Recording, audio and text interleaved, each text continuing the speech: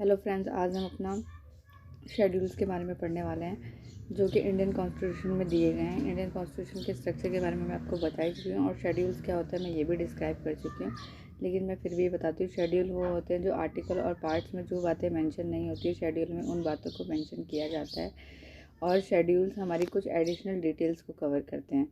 तो आज हम इंडियन कॉन्स्टिट्यूशन के शेड्यूल्स के बारे में पढ़ने जा रहे हैं। इंडियन कॉन्स्टिट्यूशन जब बना था तो उसमें टोटल 8 ही शेड्यूल्स के बारे में बताया गया था। यानी जब हमारा संविधान लागू हुआ था 26 जनवरी 1950 में, तब हमारे पास सिर्फ 8 ही शेड्यूल्स थे, लेकिन जो आज वर्तमान समय में बढ़ के 12 हो चुके हैं। तो आज हम इन्हीं के बारे में डिस्कस करेंगे। तो अब हम देखते हैं हमारा फर्स्ट शेड्यूल। तो अब हम देखने वाले हैं अपना फर्स्ट शेड्यूल। हाँ, जो हमारा शेड्यूल फर्स्ट है उसमें हमारी जो यूनियन टेरिटरीज़ है और स्टेट्स हैं उनके बारे में बताया गया कि जो हमारे 28 स्टेट्स हैं वो कौन कौन से हैं और 9 यूनियन टेरिटरीज़ कौन है, उनका नाम, उनका क्षेत्र के बारे में बताया गया है। आर्टिकल 1 भी यही कहता है, बट आर्टिकल 1 में सिर्फ ये बताया गया कि जो इंडिया है वो यूनियन ऑफ स्टेट है, लेकिन स्टेट्स के बारे में नहीं बताया गया।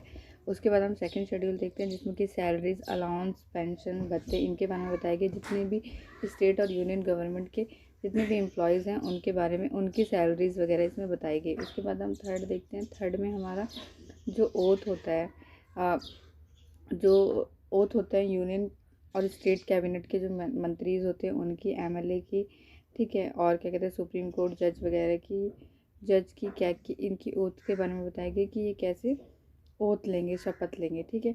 और जो प्राइम मिनिस्टर और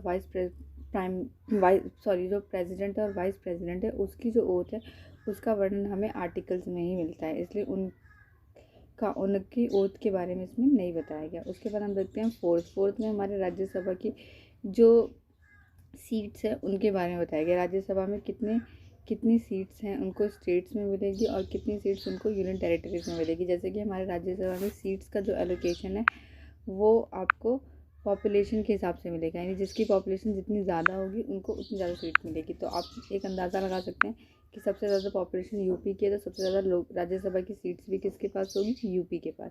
उसके बाद देखते हैं हम एडमिनिस्ट्रेशन यहाँ पे हम एससी और एसटी जितने भी एरियाज़ होते हैं, जितने भी क्षेत्र होते हैं, उनका एडमिनिस्ट्रेशन कैसे चलेगा, कौन चलाएगा, कौन कौन सी चीज़ें होंगी, क्या क्या चीज़ें बनेंगी, वो सारा हमें शेड्यूल 5 में दिया गया।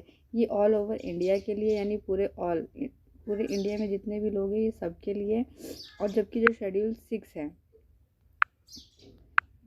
6 है उसमें सिर्फ 4 स्टेट्स के बारे में बताया गया है, जो कि ये वाला, जिसमें कि ये जो शेड्यूल 5 है वो सिर्फ 4 स्टेट्स पे लागू नहीं होते हैं, जिसमें असम, मिज़ोरम, त्रिपुरा, मेघालय, त्रिपुरा, मिजोरम आता है, ठीक है। ये हमारे इसमें इन 4 स्टेट्स का एसटी और एससी का एडमिनिस्ट्रेशन हमें शेड्यूल 6 में मिलता है।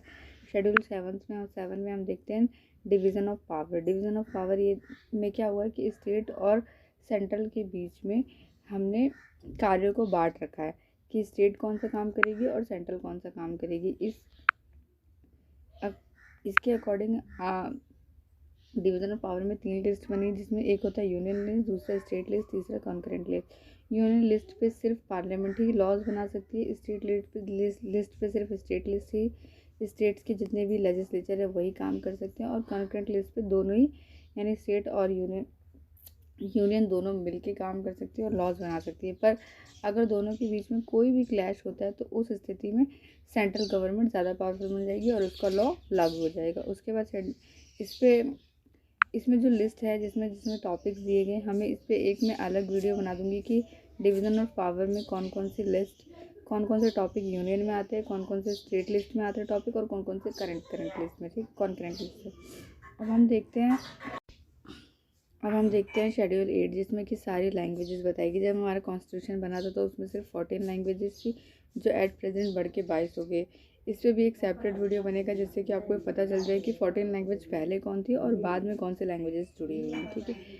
अब हम देखते हैं कि शेड्यूल 9 जो है ये बाद में जुड़ा गया है, ठीक। अब हम देखने वाले हैं हमारे जो शेड्यूल 9 है हम उसके बारे में देखने वाले हैं।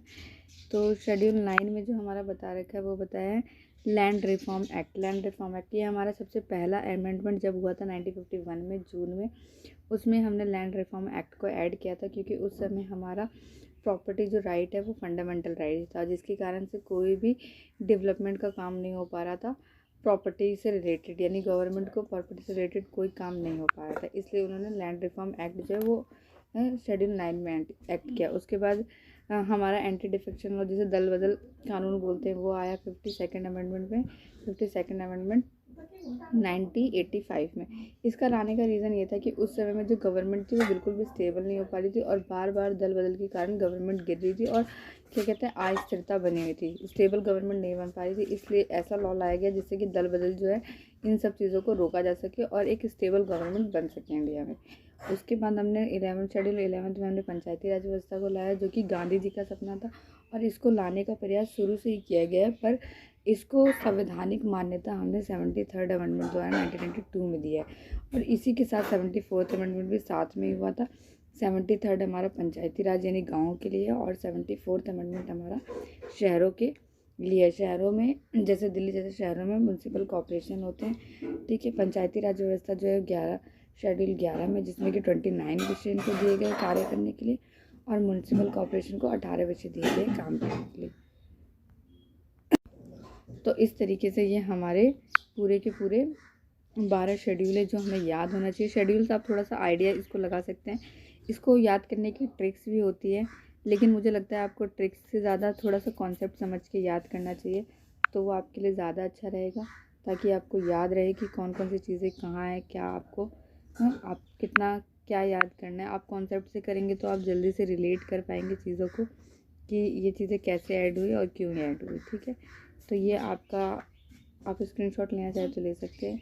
अगर वीडियो अच्छी लगी हो तो लाइक, सब्सक्राइब एंड शेयर करें। Thank you.